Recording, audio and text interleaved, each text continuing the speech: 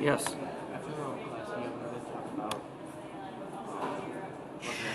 Sure. I think I do. Yeah. Yeah, we can talk about it.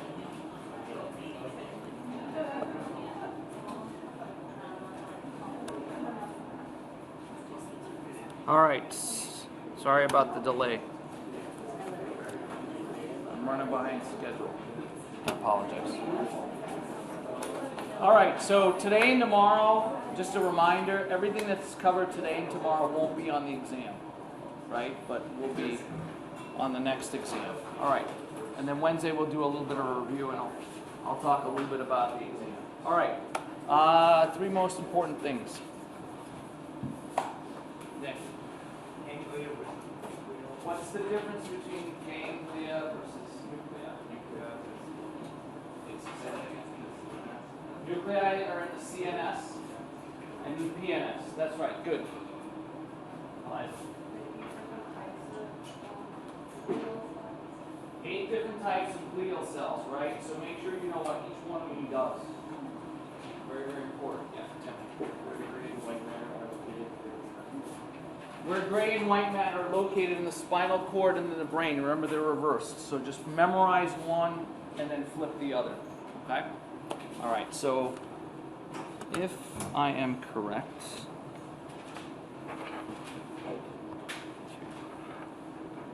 laptop, HDMI 2, cable 2.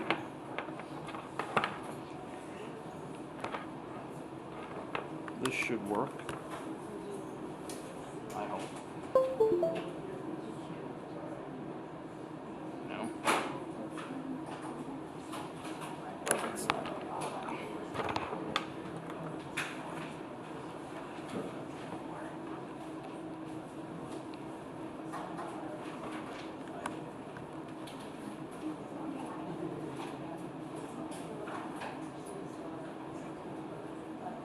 Of course not.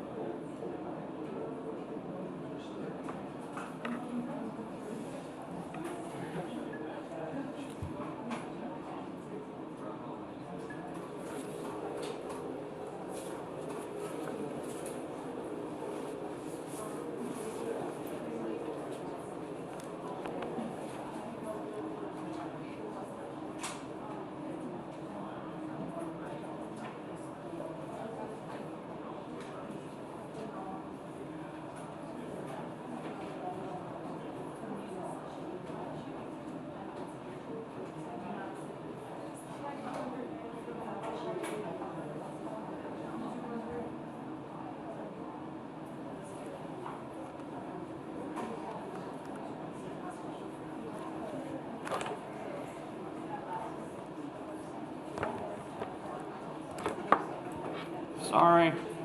It's a Monday, I guess.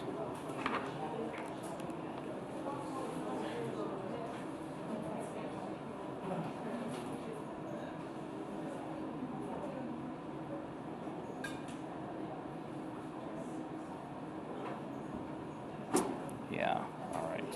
Well,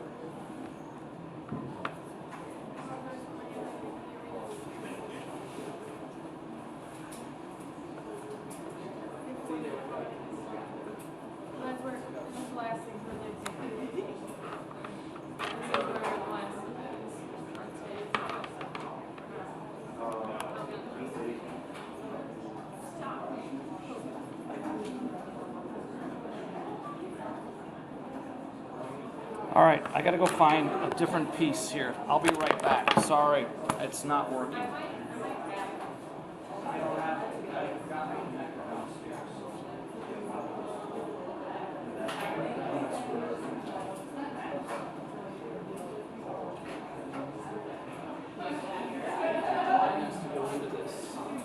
Into these. Into that one? Well, I've been trying these and they don't work. So just see maybe if you can get them to work. So this says that it's on HDMI, but it doesn't tell me which one it's on. It just says laptop to HDMI. This is, I'll try that. Maybe try plugging that one. Try that one in. Let's see if we're on the. Sorry. There we go. Thank you. Save me again. All right. Somebody would lower the lights. I think this is the slide that we're on. Have we talked about oligodendrocytes here? Schwann cells? No? Okay. So oligodendrocytes and Schwann cells are two types of glial cells. Oligodendrocytes form myelin sheath in the CNS. Schwann cells form myelin sheath within the peripheral nervous system. They look a lot alike, they're not identical, but essentially they do the same thing in two different locations.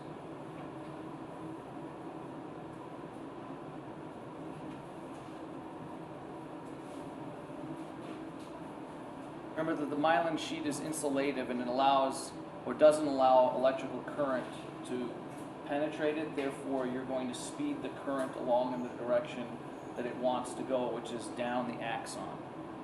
Electricity is like water, it's very insidious. It will go wherever the path of least resistance is. It's always going to ground. So this is what an oligodendrocyte looks like. These are three different axons that probably come together to form a nerve. You can see that each one of these pieces here is a piece of myelin. There's a gap in between these two pieces, and that's called the nodes of Ranvier. Next semester, what you're going to talk about, what's actually located at the nodes of Ranvier are lots of sodium and potassium channels. So there are sodium and potassium channels located all along these fibers. Okay? But at the nodes of Ranvier, there's a higher density. And that higher density means that in this one opening, because remember, this is exposed, right? This is the only part of a myelinated axon that's exposed. And so you're going to get some leakage of current. And that leakage of current is going to slow the signal transmission down. In order to prevent that, you actually take more sodium and potassium channels. You load it up. Okay? This works exactly like a turbocharger in a car works, or a supercharger. Okay? And a supercharger, it's part of the engine, and a turbocharger, it's not. And all you do with a turbocharger is you inject a lot more oxygen into the engine. Okay? And it's getting like shot out of a cannon.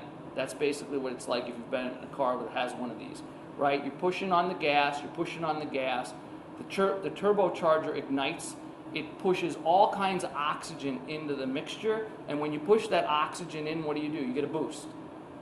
That's exactly what the nodes of Ranvier do for the electrical signal. It's a turbocharger for the electrical system.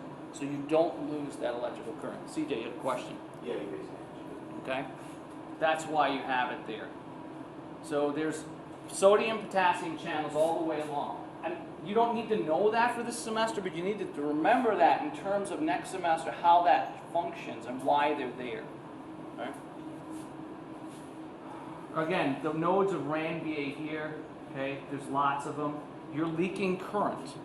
If you don't have a way to speed the signal up, you're going to leak current. So any leakage that occurs doesn't really matter, because the difference between a non-myelinated and a myelinated axon is that in a non-myelinated axon, the further you get away from the point of origin, the slower the signal starts to travel.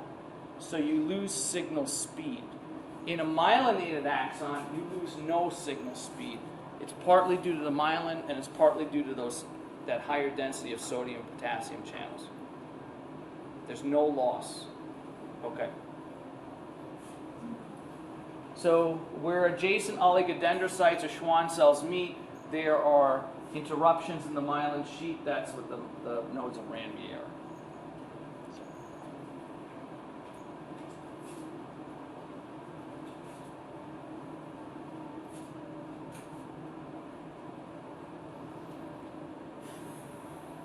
Any questions?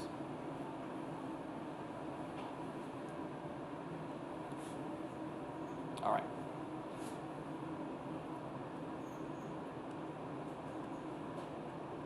So this I put together when our kids were little. So these are the nodes of Ranvier. The gray represents the myelin sheath. The yellow represents the axon, and the arrows represents where the nodes are. You can't see them very well, but here is a myelin sheath, and here is a node, here's another node, here's another node. This actually looks like, if you look at the setup here, it looks a lot like a muscle fiber setup. Okay. So this we've talked about before. The myelination keeps the speed going. Action potentials, remember, that's the electrical signal that's traveling down the axon. When it's traveling down myelinated neurons, it travels by the way of something called saltatory conduction. It's sort of a misnomer, though. But the idea is right. It's a misnomer. It's not really saltatory conduction, but that's what it's called. Okay, so what does that mean? So you've got the nodes, right? You've got myelin, you've got the axon, we got Dora. So our kids were little when we did this, so I used Dora, because why not? Everybody loves Dora, right? So Dora is going to help us understand saltatory conduction, because that's what she does. She teaches people things, just like me, right? So Dora is going to show us how saltatory conduction is supposed to work, right? Ready to salta. We did it. Of course we did. Dora always does it, right? So that's what saltatory conduction is supposed to look like. But in reality, it doesn't actually occur. Because what that suggests is what? What does Dora suggest that saltatory conduction does? That how does the signal actually travel? What is Dora telling us? She's not 100% right, but then she's a 5-year-old. Okay, so that's okay. Yeah, Alex. It is going down, partly down the axon, but how's it traveling? It actually leaps. So what the idea is that you get to a node and there's a leap over the insulation. There's another leap, and there's another leap, and there's another leap. That really doesn't happen, but the idea is that it's moving a lot faster. Okay? So saltatory conduction is the name you're going to have to live with, but it doesn't actually jump. But it appears to jump. If you were measuring it, if you could take like a strobe light type scientific instrument and slow it down, it would actually appear like it is jumping, but it is not. Because that doesn't make any sense, because if it did that, where would the current be going? The action potential would be going where?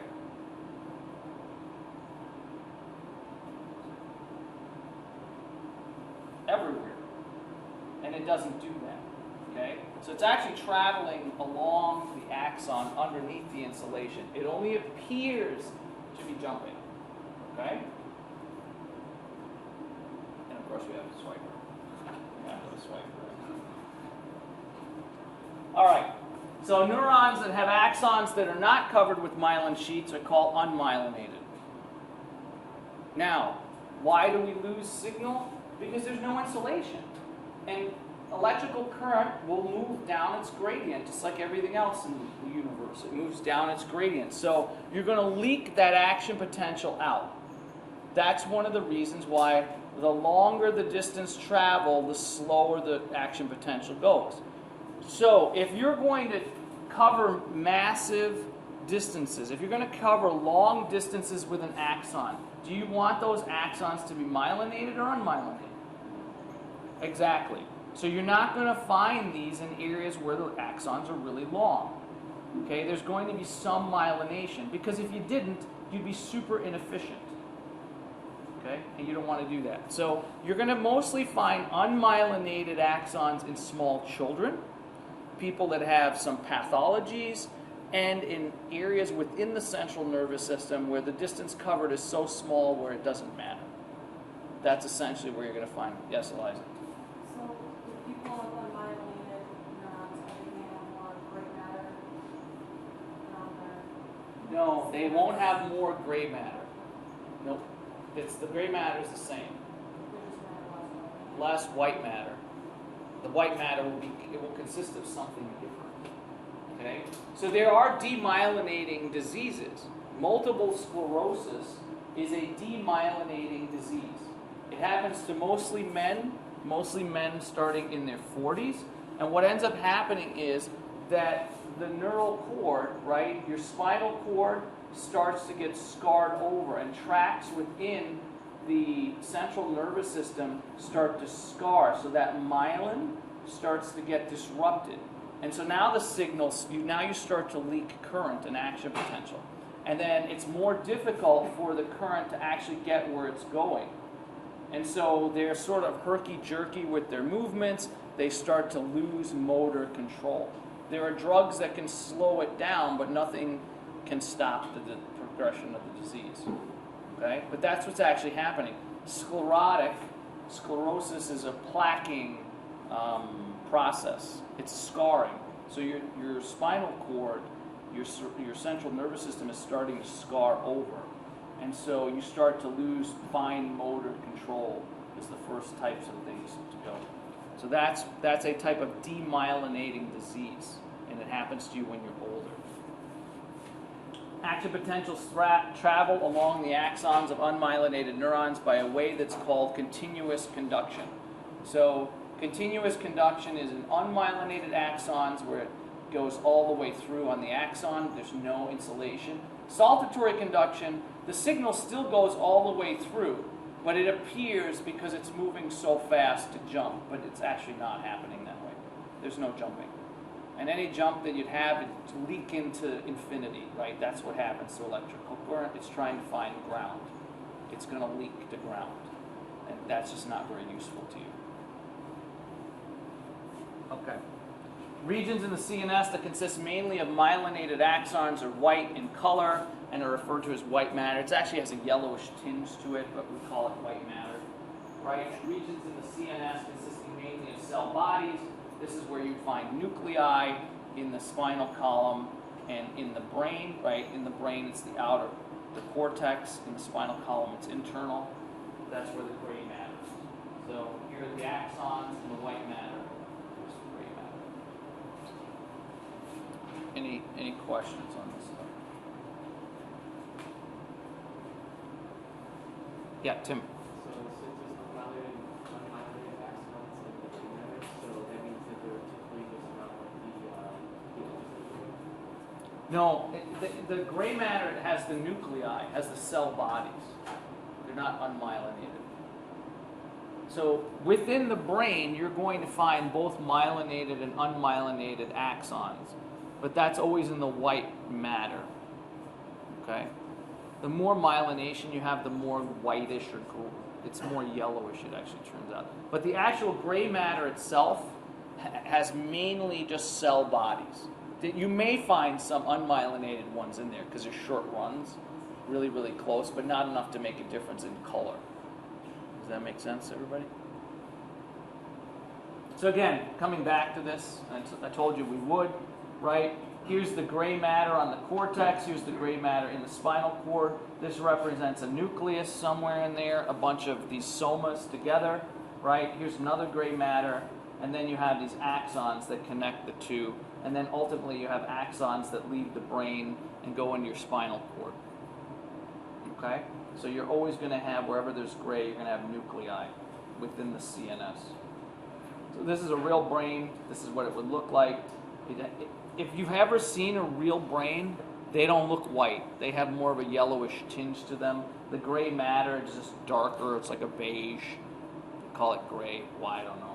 Same idea here, right? Axons. Okay. Classifications of neurons. So you can classify them by function and structure.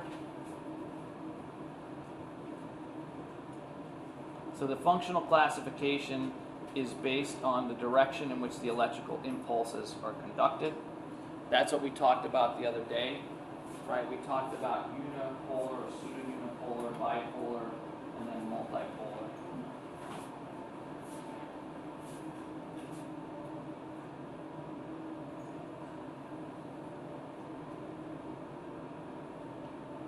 So you've got, excuse me, I screwed the two up. We talked about structural. This is functional. Sorry, it's been a morning already. So sensory, afferents. So information coming from your fingertips.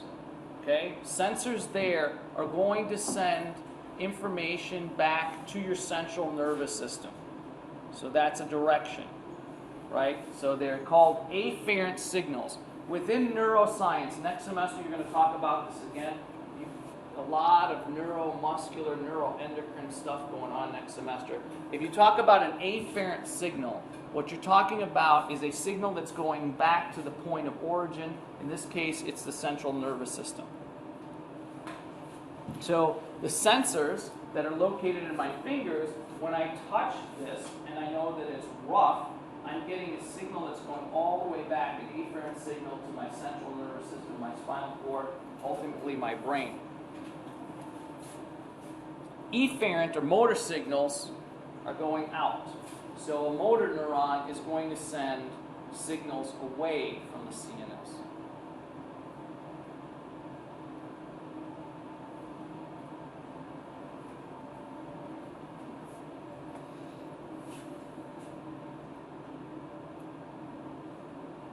So these are important words because if you talk to a neuroscientist, you talk to a physician, they don't talk in terms of sensory and motor. They usually talk about afferent, efferent. Yeah. These are functional, Yes.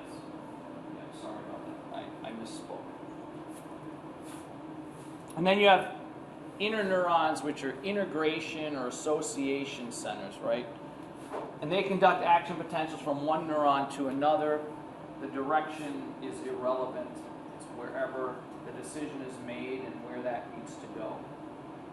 So this is multi-directional.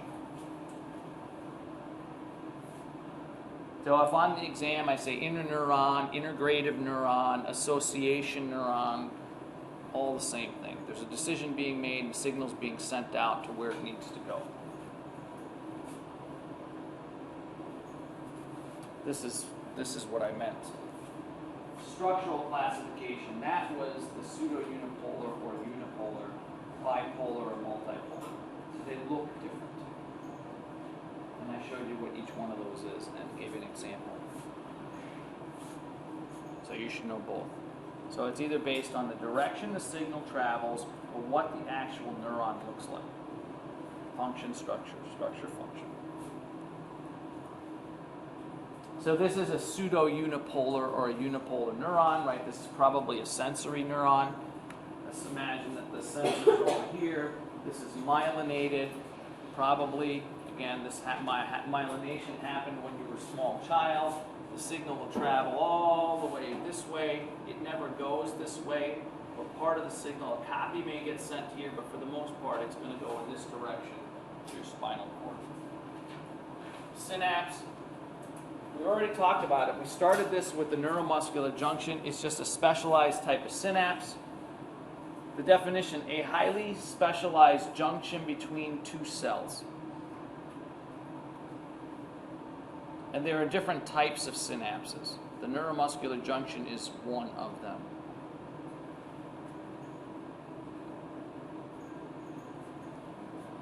There's electrical and chemical, and then there's electrochemical. There's all kinds of classifications with this. It sort of gets kind of screwy.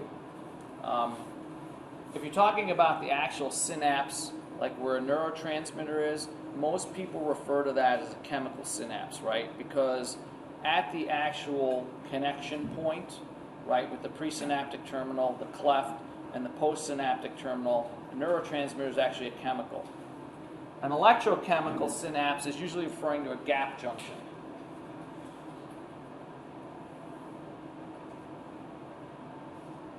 So neuromuscular junction is a type of chemical synapse.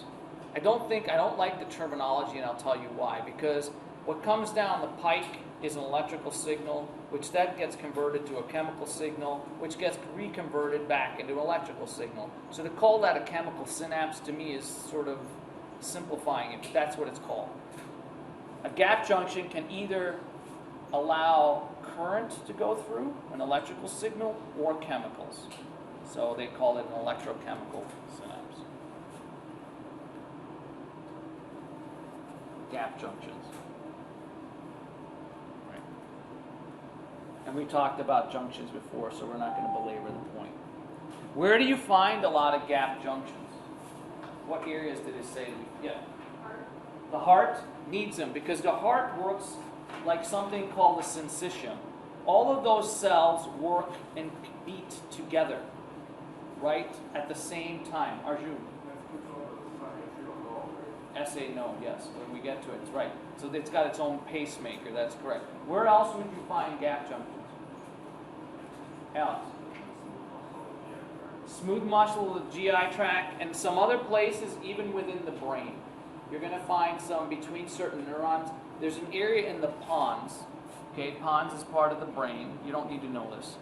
That has giant neurons in them. It's called locus ceruleus. Okay, it's actually a chemosensitive area. I've studied this area, and the neurons are so big, and there are so many of them, that the somas touch one another.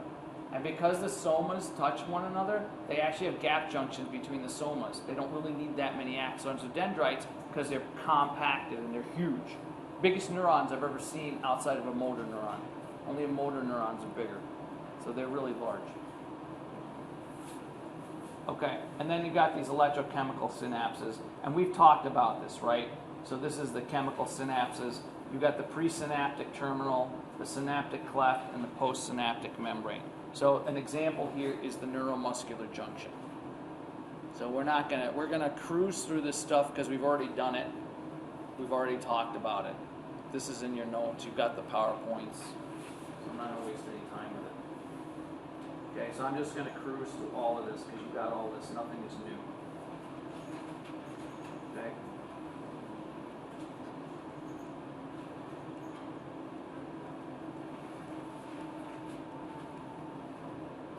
Okay, we'll start here. So the function of a chemical synapse is to transfer the action potential from the presynaptic terminal to the postsynaptic terminal. You cannot jump the gap. The water gap cannot be jumped. Okay? It cannot be jumped. You need a transfer process because both sides are insulated. And electricity can't go through insulation.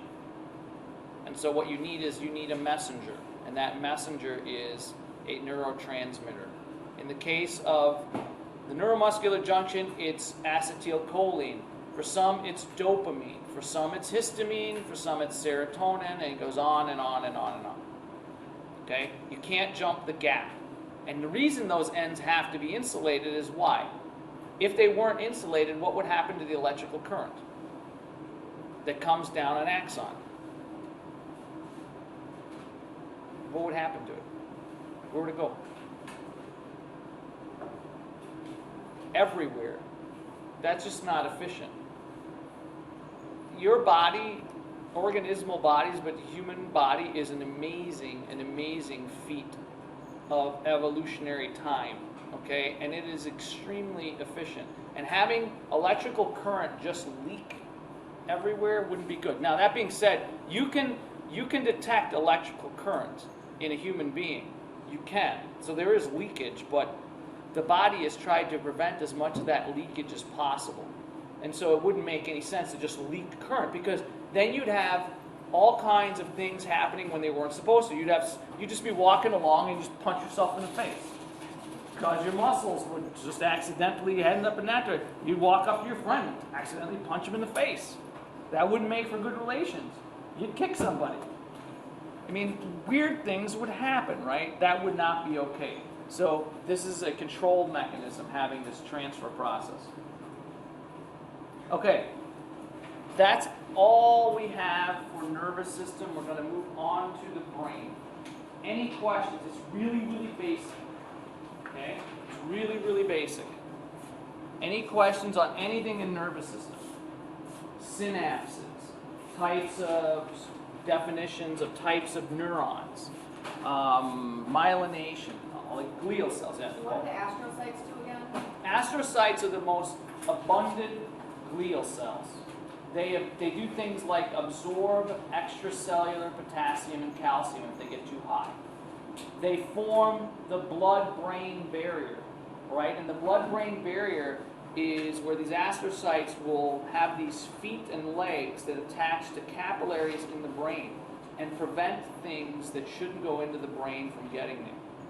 Really, really important, right? So your brain is protected more than the rest of your body from nasty stuff from getting into it, because nature knows that if the brain goes, it doesn't matter what else happens, right? If your brain is non-functional, right, does it matter if the rest of the body's fine? No, you're basically a vegetable, right? And that's not okay, and so nature's figured that out, and they put extra protective mechanisms in so that those chemicals would have a harder time getting into the system. There was another question over here. Yeah, go ahead. Well, along the same lines, I'm missing one, and when I looked them up online, it seemed like the majority just say there's just 6. There are more than 6. Yeah, which one? I So just figured out it was satellite. satellite cells, yeah. Yeah. Satellite cells. Yeah, there's only 6 on that. Yeah, in the book it's only 5. Yeah, there are more. Okay. So that's all right. Yeah.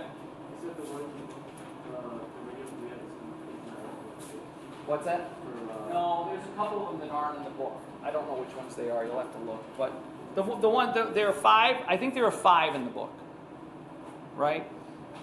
It's 5 or 6 in the book, and there's 2 that aren't. I don't know which ones aren't in there because I haven't looked recently. I gave you a couple extra. Yep. Any other questions?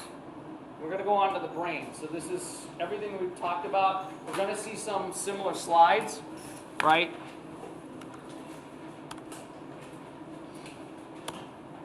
All right.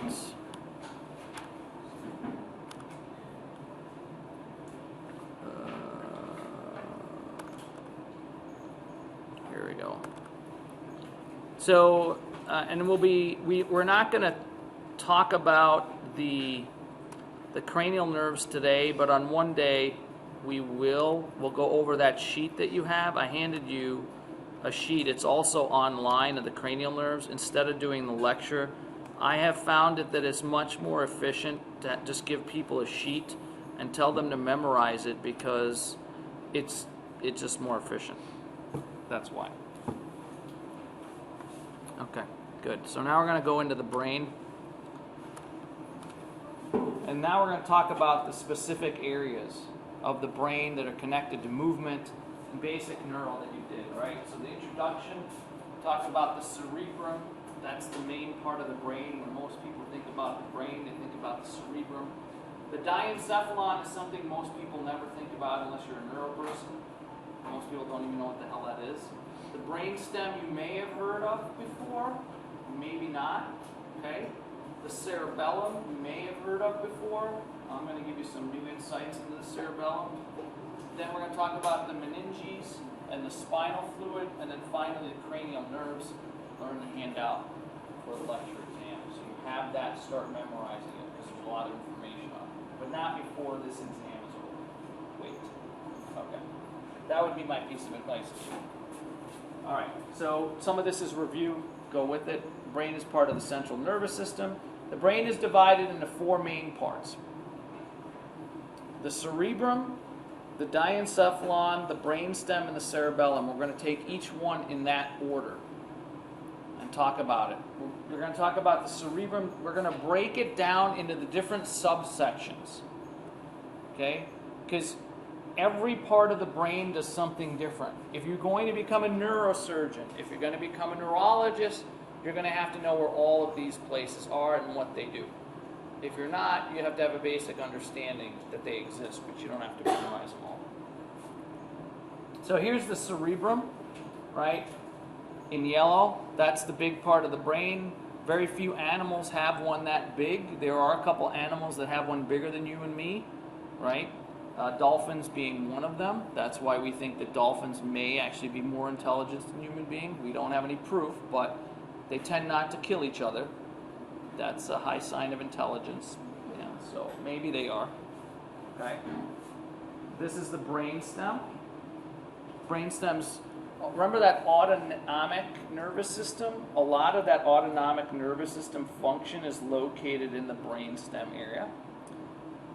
This is the cerebellum, the mini brain. Okay? So most species of vertebrates have the mini brain and this, and they may have some version of this, but there aren't many animals that have one that big. All right. Forms the bulk of the brain, contains the following. It receives and interprets sensory input. Lots of it. So when that stuff is coming back from this afferent tract, and you know it's coming up the dorsal side of the spinal cord because I told you so, right? And it's going to the brain. All parts of your brain are receiving the appropriate information.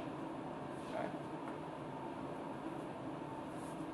Controls voluntary movements. This part has to be in this part, right? Because you're conscious of your voluntary movement.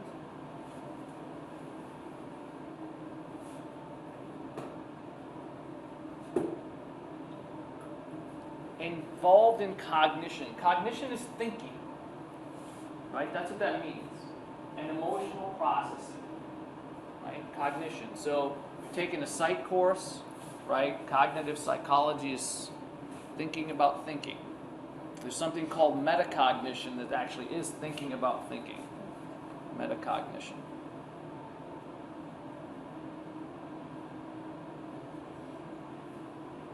So the surface of the cerebrum contains gyri and sulci.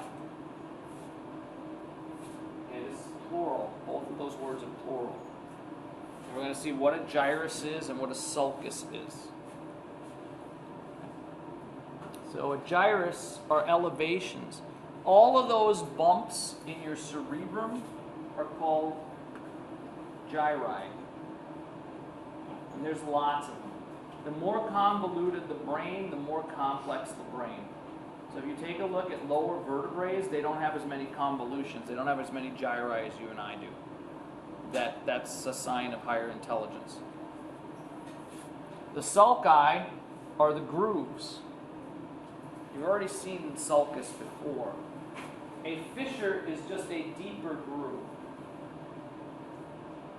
So a fissure is a deeper type of sulcus. And there's lots of those too. So new terms for most of you, I think. Gyri and sulci. All right, so let's take a look at some of these in a minute. The deepest groove is the longitudinal fissure. It's the big one that runs from the front to the back. Basically separates the two halves of your brain. It's called a longitudinal fissure. So your brain is actually made up of two halves, just like your hip. Right? And you put those two halves together, and the brain, both halves, can communicate with one another. And there are parts on one side that aren't necessarily on the other side, so it's not necessarily bilateral. Okay? In every way, shape, and form, it doesn't have to be. So if you're looking at the brain from the top, this is the cerebrum. That area right there is the longitudinal fissure. All right, so here's the right half of your brain, and here's the left half of your brain. It's two pieces. If you're looking at it in a frontal plane, cut, you can see where the cut is made here, right? You can see the gray matter, you can see the white matter, basal nuclei. Okay, that's what the brain would look like. Here's the longitudinal fissure. Each cerebral hemisphere is divided into something called lobes by other sulci and fissures. There are different lobes. Each cerebral hemisphere is divided into lobes by other sulci and fissures. So there's lots of these sulci and fissures all throughout the brain. It subdivides the brain. These are some of the major ones that you need to know. The central sulcus, the lateral fissure, and the parieto-occipital. And we'll go through each one, and I'll show you a picture where each one is located. Okay?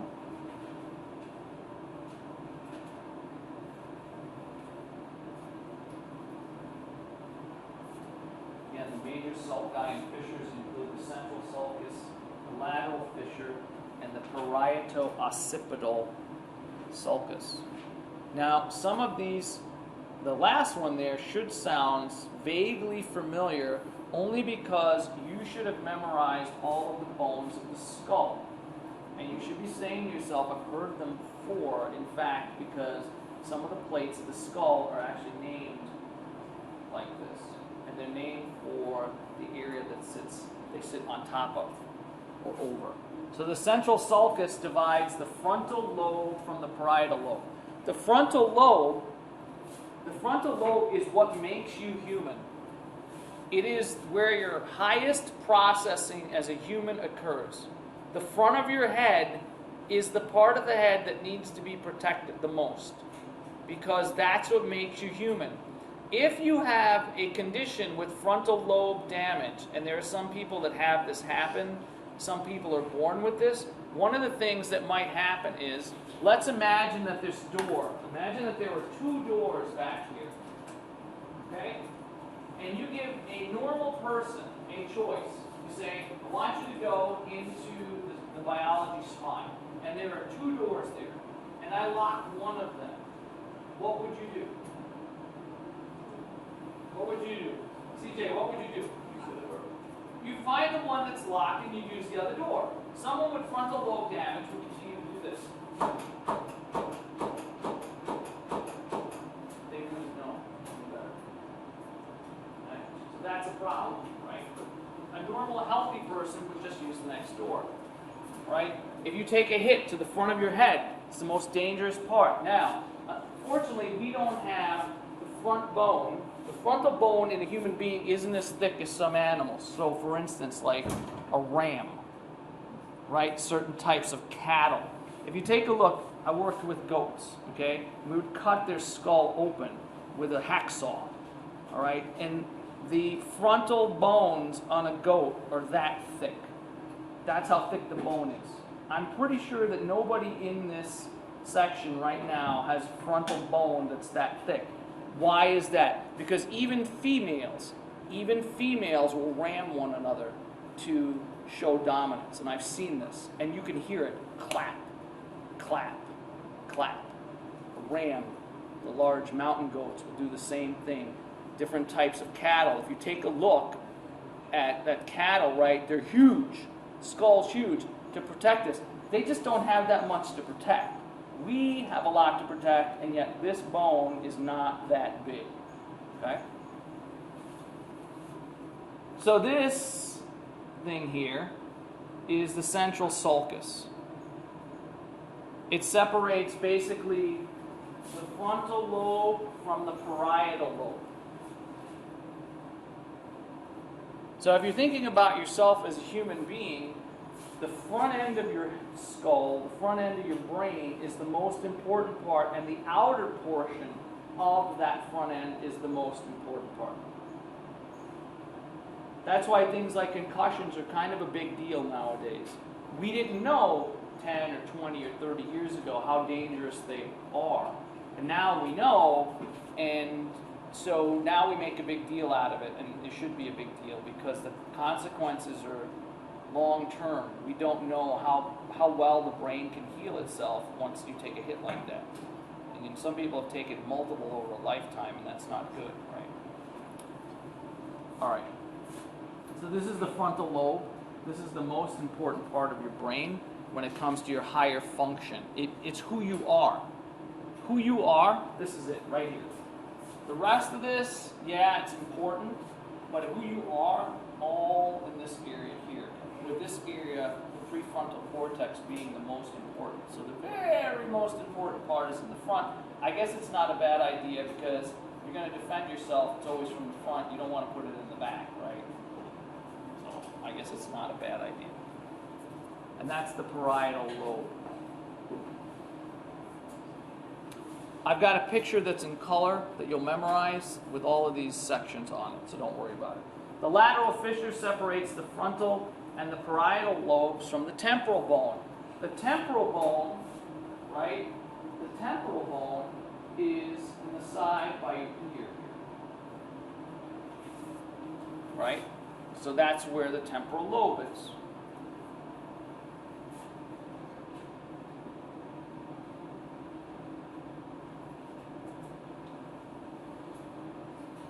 Okay, questions? Should be an easy one, let's hope. Not too many choices. Pretty straightforward question. You know it or you don't. I'm pretty sure most people are going to get it right. So, I'll read the question. How many major parts is the brain divided into? I'll even give you some time. 2, 3, 4, 5, or 6? How many major parts is the brain divided into? We just did this, so it should be fresh in your memory.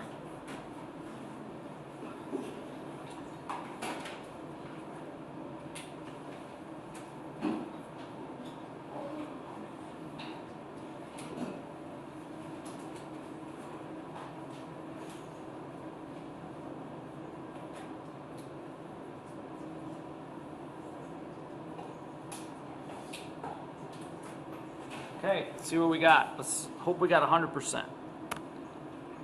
Nailed it. Excellent. Fantastic.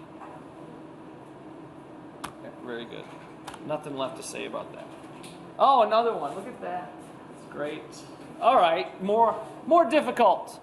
What are the 4 major parts of the brain? Now, I'll read them to you. Try not using your notes. Too easy with your notes. Try to remember this one.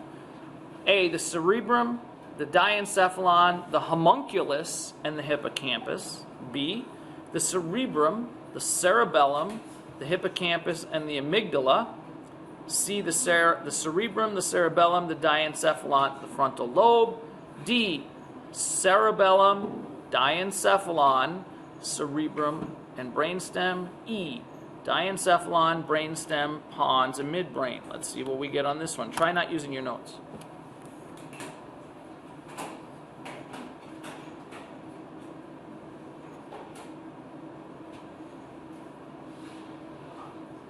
Okay, 16, 17,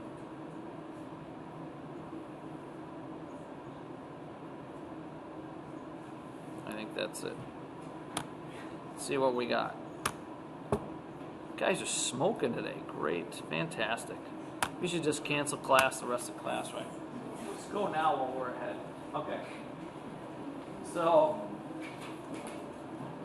there's where that one is, okay? Because here's the temporal lobe, here's the frontal lobe, here's the parietal lobe, and this is what's called the occipital lobe back here.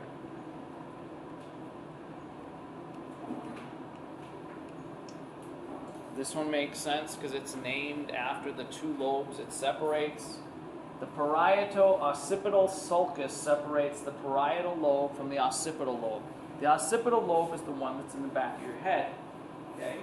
And that one is a little bit thicker, that bone. And this is where all of the vision goes to. So all of your vision and the visual processing takes place in the occipital lobe.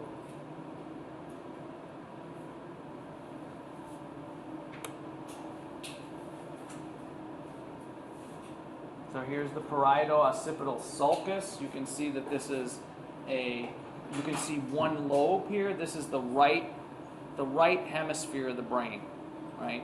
And this is a sagittal cut, a mid-sagittal cut it's called. So you can see the inner half of your brain. Here's the brainstem, here's the cerebellum, here's the cerebrum. The diencephalon is actually right in here, that part that we haven't talked about yet. Okay, this is repeat. I told you that we would come back to this. It's redundant. I put it in there on purpose to make sure you get it. So you don't need to write it down. You already got it, right? I'll just go through it again. The cerebrum contains both gray matter and white matter. Gray matter being what? Pick on somebody. Ethan, what is gray matter? Cell bodies. Okay. White matter. It's the axons. That's right, it's the axons. Good. Again, you shouldn't have to write this down. The definition is roughly the same. Formed by millions of neuronal cell bodies, right? Millions and millions and millions. Gray matter, there is no myelin. So if you're going to have some axons in there, they'll be non-myelinated. Right? Locations, the cortex, the basal nuclei is that area that remember the two dots? There were the two red dots that the red line connected. The basal nuclei are the ones that second one was connecting to. So in here, basal nuclei. Okay, that's also gray matter. So we've already seen this. Same idea. Okay, white matter, same thing. It's all review. Located deep to the cerebral cortex, surrounds the nuclei, formed by axons. They're myelinated. Yada. Right? Same picture, same diagram. Woo! There we go. I don't have Dora come in again though. Sorry. I know Dora is very exciting for most people.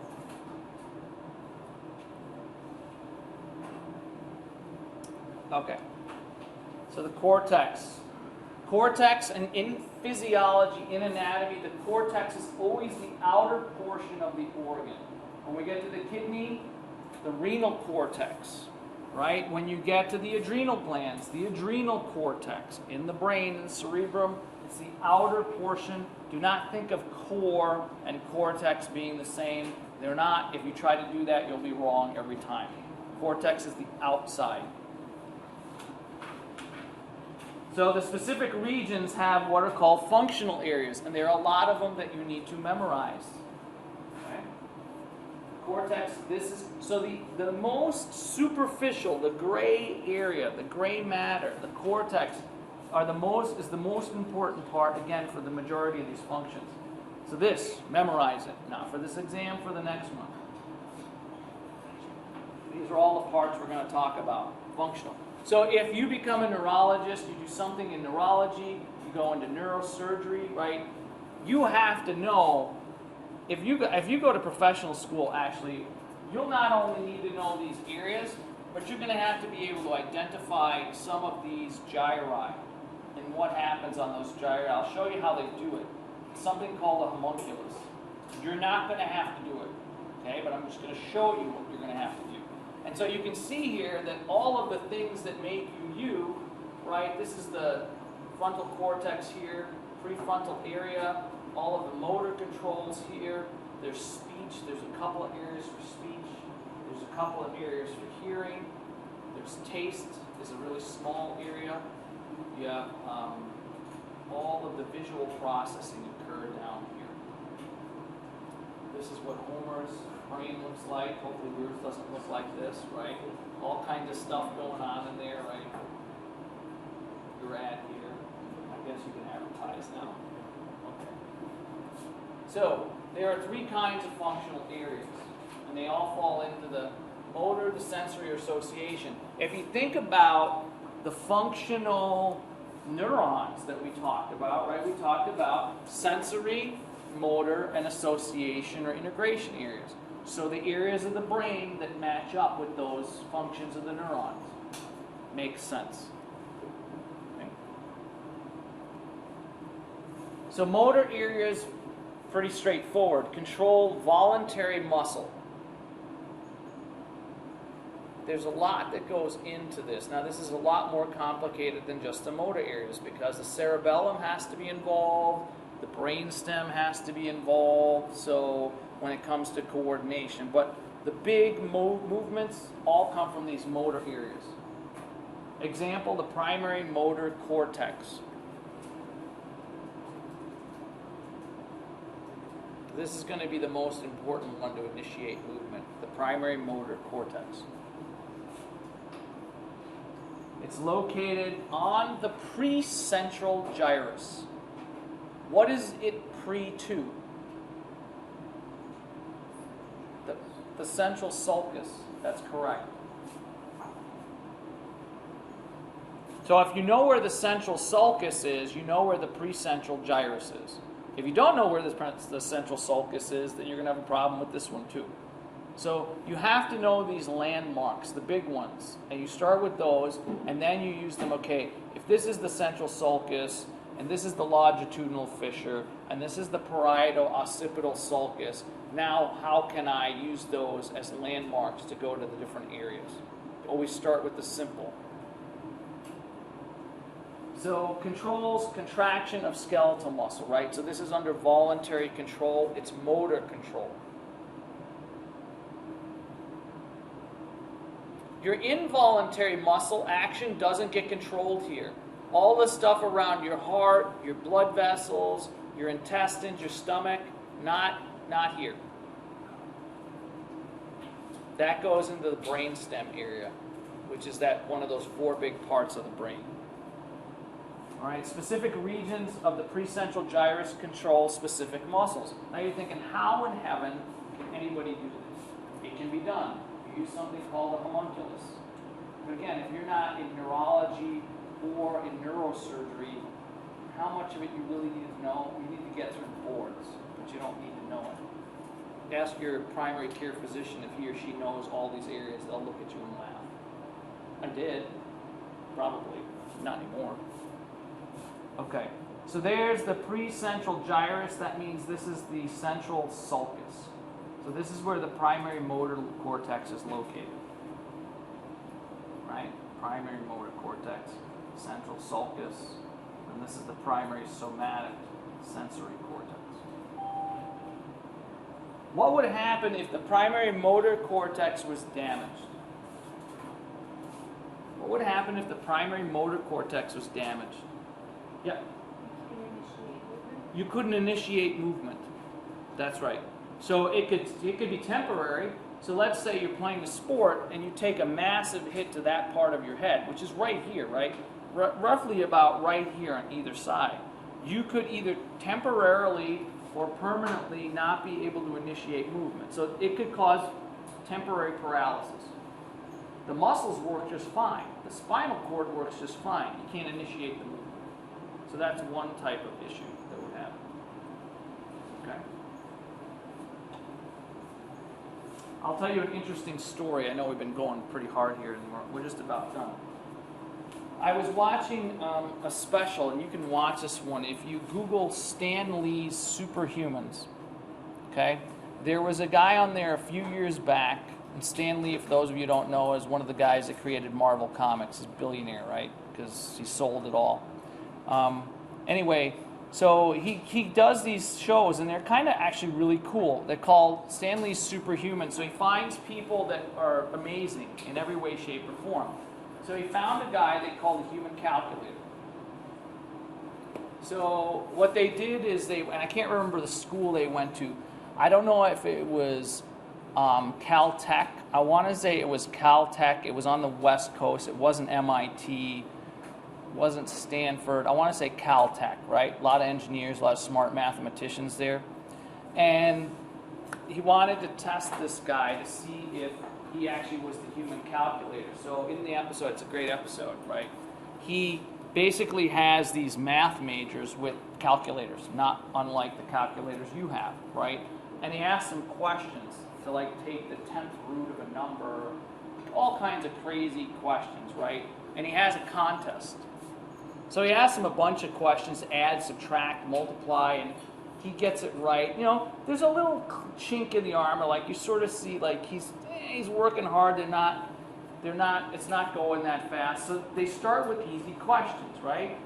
So you got 3 or 4 people, they're undergrads like you, super smart, right? Mathematicians, calculators in hand, ask them a question, they go, and he does this. And at first it's he's kind of clunky, right? But he beats them. And then they start getting harder, the questions. And the harder the question gets, the faster he goes. He'd start getting into these crazy hard questions that they're asking him, and it's almost instantaneous. He gave the answer. They're not even done typing in the numbers yet. He's already giving the answer. So why is that associated with this? So they wanted to see how it is that this guy can do this. Because the math coprocessor area in your brain and we know this because we know that Einstein had a bigger one, is roughly in this temporal area here. And so if you look at a normal person, you know, it's so big, and I don't know what that size is. You take a look at Einstein, shockingly enough, his is really big. I guess it's Einstein, right? Because he's got his brain. Well, when they went and did an MRI, they started asking him these questions. It's something called functional MRI. They expected that his would be big and the area would light up. It doesn't light up at all. So where's it coming from?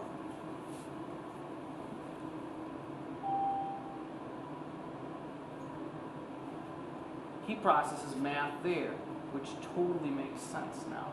Think about something that you're really, really good at. If you don't have to think about it. Think about the speed that you can do something.